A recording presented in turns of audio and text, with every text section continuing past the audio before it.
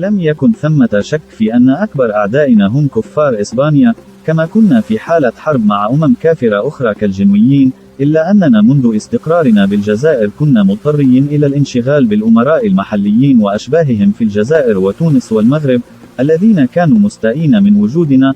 فالمغرب كان يحكمه سلطان ينتمي إلى أسرة ملكية عريقة، إلا أنها فقدت قوتها واستقرارها في الفترة الأخيرة بسبب الحروب الداخلية. ولم يكن في شمال إفريقيا دولة أخرى ذات أهمية غير مملكة المغرب. أما تونس وتلمسان اللتان كان يحكمهما الحفصيون وبنو عبد الوادي، فلم يعد لهما أهمية على الإطلاق. قبل قدومنا كانت عادة الأهالي عندما يرون الكفار يتفرقون كأسراب الطير في السماء. فمنذ أكثر من 100 سنة لم يكن في الجزائر دولة ولا حكومة. لقد كان الكفار يعرفون هذا، ولأجل ذلك استولوا على أحسن الموانئ الجزائرية.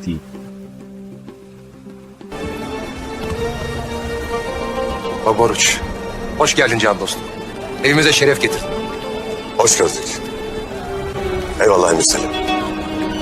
Maşallah, son gördüğümde Cezayir harabe gibiydi.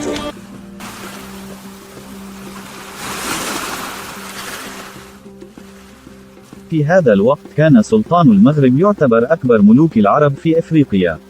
كنت أعتقد بأنه ما لم يتم إخضاع سلطان المغرب، فإنه من المستحيل بسط سيطرة الأتراك على إفريقيا. وذات يوم طلبت حضور عدد من أمراء العرب إلى الجزائر، وخطبتهم قائلا: إن السلطان المعظم سليم خان الآن هو خليفة رسول الله صلى الله عليه وسلم، فكيف تسنى لكم أن تتركوا خليفة المسلمين وسلطان العالم وتقرؤون الخطبة وتضربون النقود باسم سلطان المغرب؟ إن مستقبلكم ومستقبل بلادكم مرهون بضرب السكة باسم السلطان المعظم، والويل لكم إن خالفتم وعصيتم.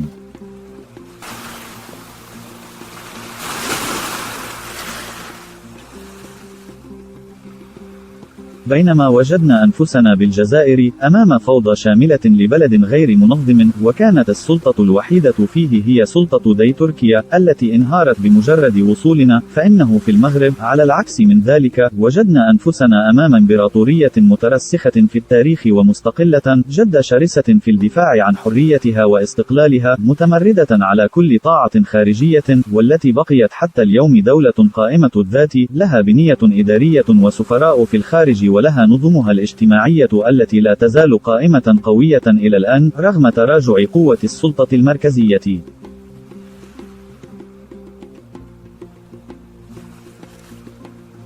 إننا ندرك أن المعركة هناك ليست معركة محلية محدودة، بل هي جزء من حرب شاملة، فعدونا الألماني لم يتردد في تنفيذ خطة عالمية تجعله يحاول ضربنا في كل الجبهات حيث له المقدرة على التأثير علينا فيها. وفي شمال إفريقيا فإن مجاله المفضل الأوحد هو المغرب، لأنه هنا فقط لا تزال البنادق والأسلحة للمقاومة ترفع في وجهنا عكس الجزائر وتونس.